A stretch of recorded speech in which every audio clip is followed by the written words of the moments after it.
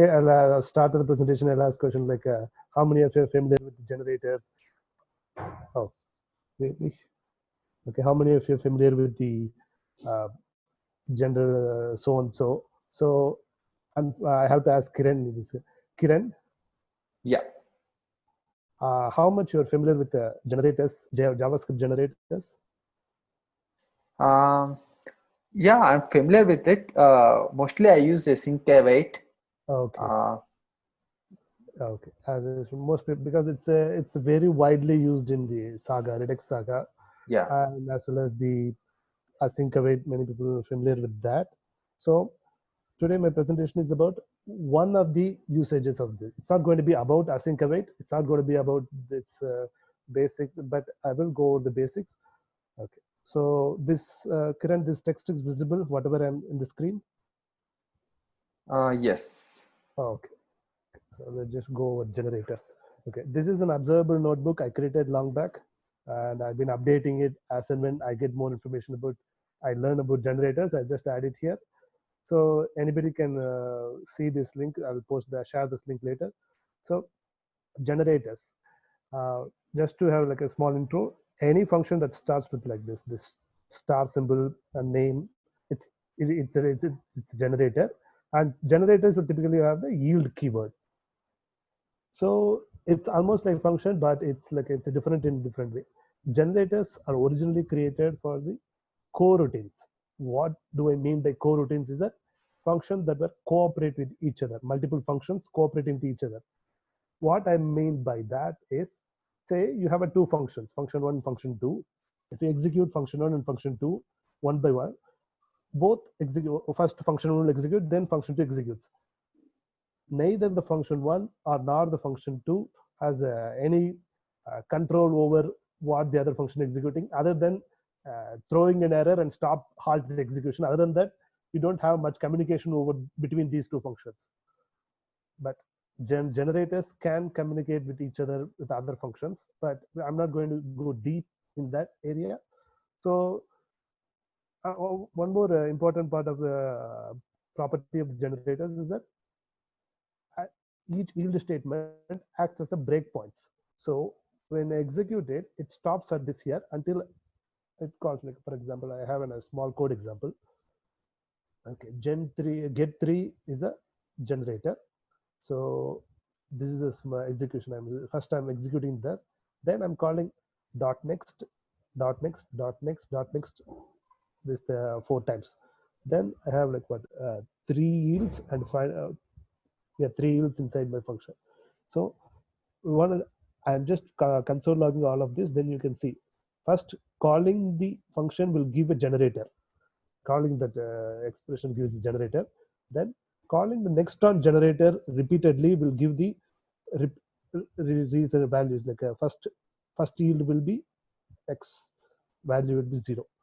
Then done false. This is indicating the function is not done. The generator is not done executing. It still need to execute. So again on the next call, I get the value 1 and still done false. Then I'm incrementing +2, and then I'm yielding. Then finally see value 3, then done false, still not done. Then again I'm calling, okay, it's done, and there's no value to return because there's no return statement. So this is like a basically what's the function with the breakpoint. This is what I mean by function with the breakpoints.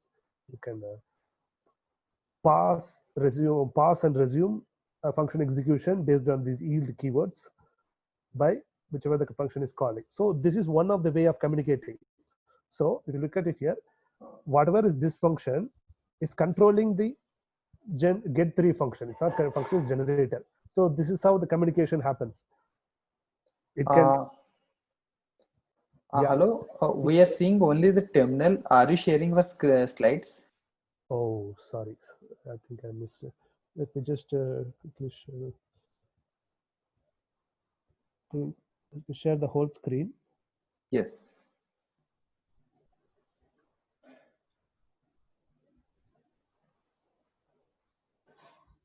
Okay, I'll just share the. Okay, now it's visible. Kiran? Yes. Oh, okay. So Okay, so just if you want to rewind and remember whatever I said about communication, sorry, get three. It's a function with multiple yields, and here we are calling just this is initiating generator, and calling repeatedly next on generator would give these values. Just value 0, then false, value 1, then false, value 3, then false, value 4, then true. So basically what I mean is every time you put a yield inside a generator, that is a breakpoint. So it will execute until this one, until you call next on the generator. So this is the basic properties of the generator. So when I looked at it, I thought, okay, why not take advantage of this? Basically, you can you can execute the function whenever you want. It will be in your control. You can execute the function at step by step yourself. So uh, I thought, okay, take advantage of the fact and have a one small application. So okay, so this is a code sandbox. This is also a share. We can so uh, Kiran, able to see it? Yes. Okay. So what you see here is a kind of visualization of a sorting. Currently, it's doing the bubble sort. That's my favorite because it's easy, very easy to explain, and from the whatever you're seeing in the screen, it would be evident. It's pretty easy to understand. If you want, let's just reduce the number and reset. Okay. Now let's just slow down it. Okay. Start from the beginning. So if you look at it, just whenever it encounters something bigger than this one, it will take that position and it will move that position. So basically the idea is to put the biggest number to the right, so that at the end it becomes sorted. So just speed up. So this is bubble sort. Now insertion sort works slightly differently. Now let's see the implementation. If you want to do something like this, basically to show how the different sort works. And one thing to realize is that both the functions are all the algorithms here are a simple in place algorithm which mutates the array in place. So that is the reason that is something we have to remember. That's the reason we can make this visualization simple for this case. So what I have here is a different generators for different algorithms. So one thing common is between all is it accepts a simple array, and at the end it returns the array, but in between, whenever it makes the mutation to the array, I'm just yielding it. I'm converting this. I copied these functions from the internet for bubble sort, selection sort, and insertion sort. So I just copied this function and converted this into generator.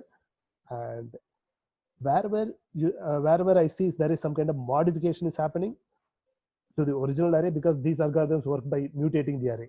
So in that place, I put an yield. So that's now I built a separate component called the sort visualization. This is special. This is specially for visualizing sort algorithms. Here you see uh, it takes these parameters: sort algo, array, and how fast you need to go. Sort algo is the generator, actually where the generator unit is, and array is the actual input array. So if you look at, so I'm starting with a temporary empty array. So at the beginning, I mean, this will run at the beginning if it's based on sort array, and whenever this kind of changes, it restarts. I'm creating a reference to generator. I'm just executing the generator. Then I'm using use interval. This is a hook which will execute. It's kind of set interval. It's a very famous hook, like a lot of people. It's at a regular interval, it will execute the code. So um, 17 is an arbitrary number I chosen because it's an approximately, it's an okay, it's like it gives 60 frames per second approximately. If it is 17, then based on how slow you want to do that, less often it will execute. So it gives that speed control here. So in the use interval code, what I'm doing is at this many millisecond at regular interval. First, I'm calling the next on the generator. So the generator will have the done value if it is finished or not. If it is not finished and I have a value, whatever the value I got, I set it to this state, and I also set dummy count. This is necessary because one thing later I realized is that since these algorithms are mutation in nature, just setting this, the React won't understand something changed, so something to force render. So that's there. Now to the component wise, for each element in the array, I'm in like a 5 pixel width and background color green, and the height is whatever the number into 10, so that it is representative of the number.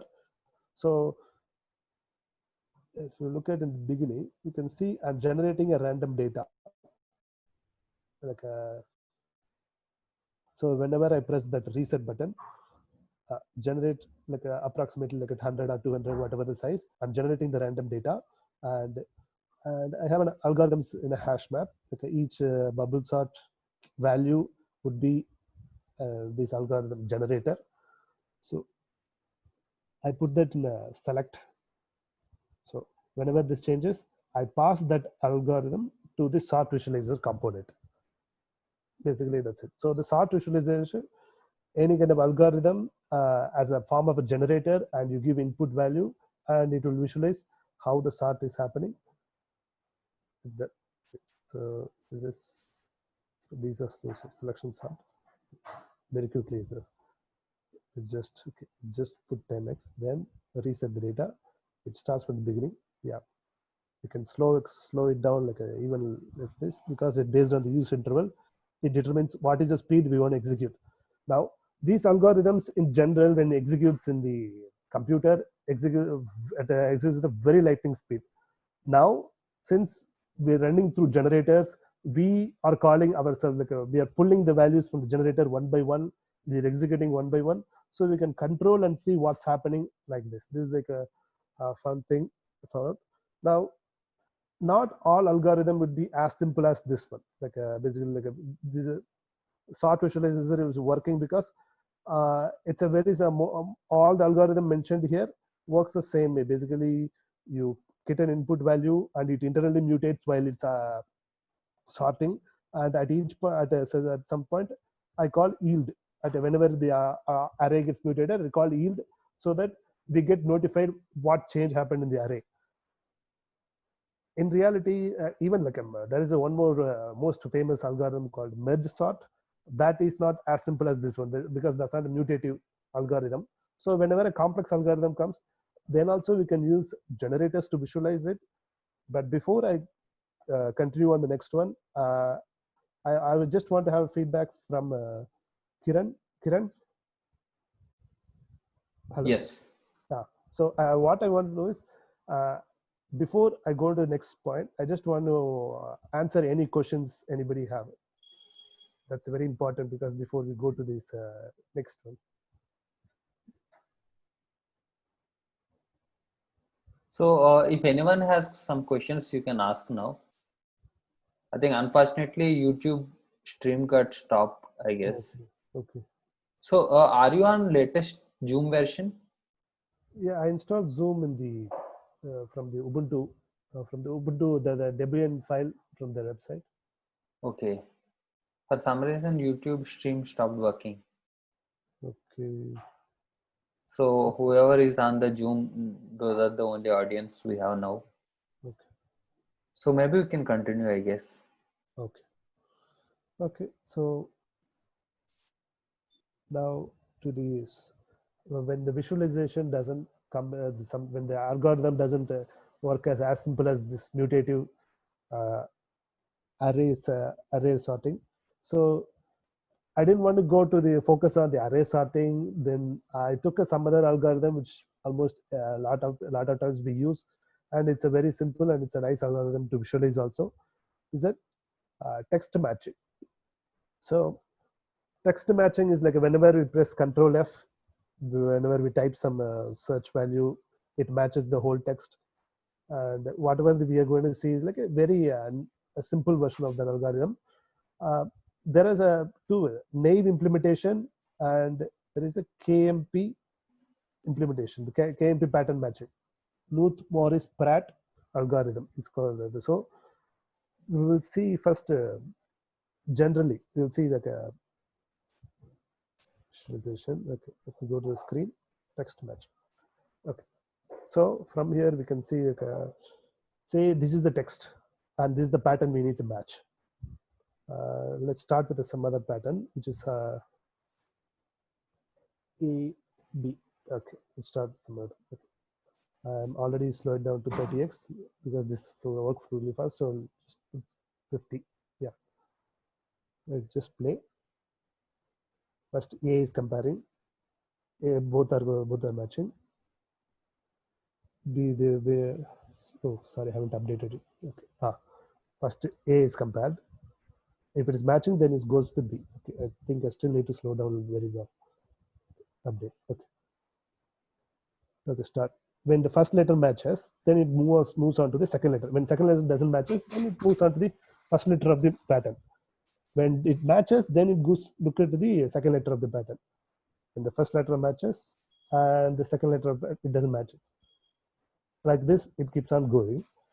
So, yeah, when the first letter matches, and also second letter, this one is just step by step. It's just moving the index and matching.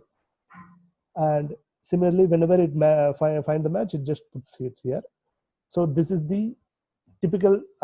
What do you think normal pattern search would work? You have a pattern, you move it to one by one, and you compare with one by one. But what if, say, you have a yeah, now you have a three A's, and now we update it. Now it's like watch closely. There is a huge optimization is involved within this algorithm. It works slightly differently. Okay. Update. First A matches first letter, then the second letter and the second letter. Okay, these three matches you got to match. Then it moves. If you look at it, sorry, one second.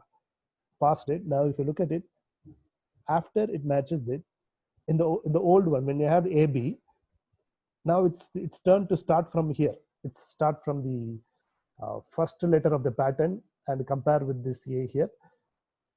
It does not happen because this algorithm, KMP algorithm, has an optimization to understand if A already matched here and that's a repeating pattern, then these two letters definitely would have matched already. No need to go and check these two letters.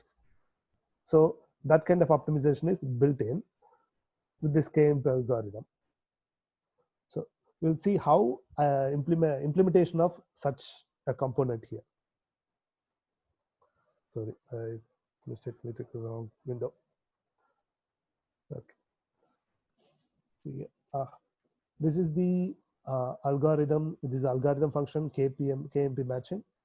Here, the longest prefix is like one of the implementation details where it have a designing a repeating pattern. It try to understand the pattern first, then it goes on the. So what do I do here is that I created a separate component called general visualizer. Whatever the lessons I learned from creating the sort visualizer, I created a component to make it more generic. So this component accepts these props. I'll go as usual, algorithm in the form of a generator. Then what are the arguments I need to pass? Last time it's fixed, it's always array only. Now this time it could be more than one element, it could be anything. So it's an array of arguments supposed to be passed to a argument for the algorithm, the algorithm function, generator function. Then how slow you need to run. Then additional important thing is visualize using. This is a prop which I use so that how to visualize depending upon algorithm, your visualization may differ. So I'm utilizing another component to visualize how it's rendered in the screen. So here its implementation is much simpler compared to the previous one. So it's similar thing. You have instead of array, you have a generic values. And it's something called a set dummy count, so that even if a mutative algorithm has to re-render, so I created my own version of force rendering. Okay. Now the generator ref, as usual, when it starts with the current one. Then I use a use interval, and it's similar to it's like setting the value.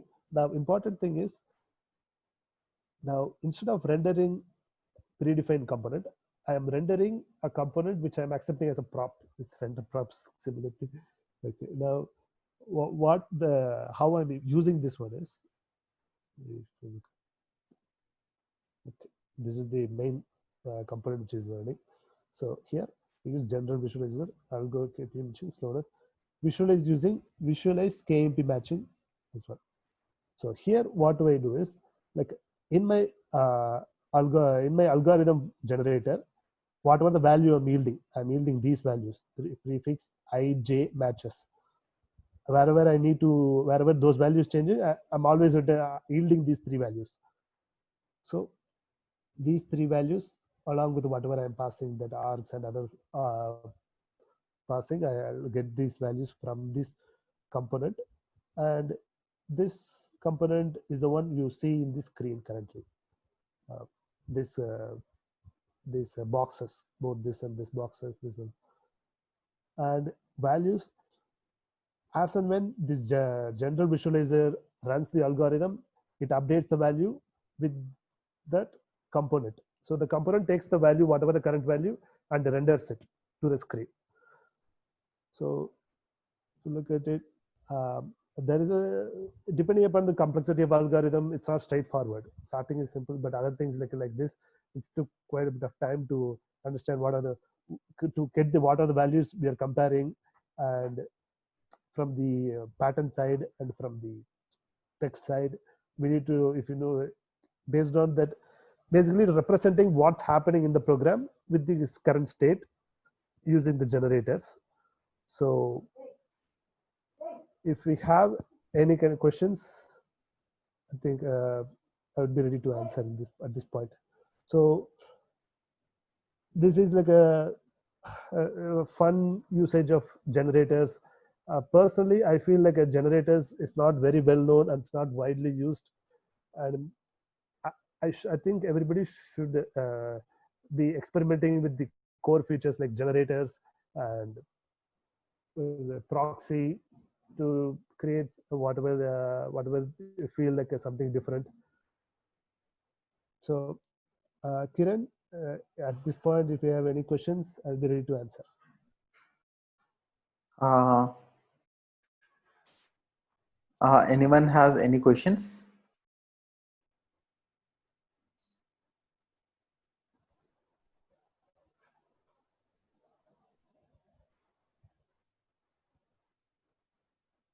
No, I guess I think we can Okay. move forward. Okay. Okay. So that would be the end of my presentation actually. And so when you have time, just look through this generators documentation. This also like this like as a side note, the whole async await is implemented with this function alone, nothing else. Just this function alone. Implement. You can try it out here. This doesn't handle the corner cases or the error cases, but so this is that much powerful is a generator. So to the to finalize, okay. Okay, these are all my details. I'm Nagarajan, senior software engineer at Sapnis, and this is my Twitter handle. And these are my GitHub profiles. Okay.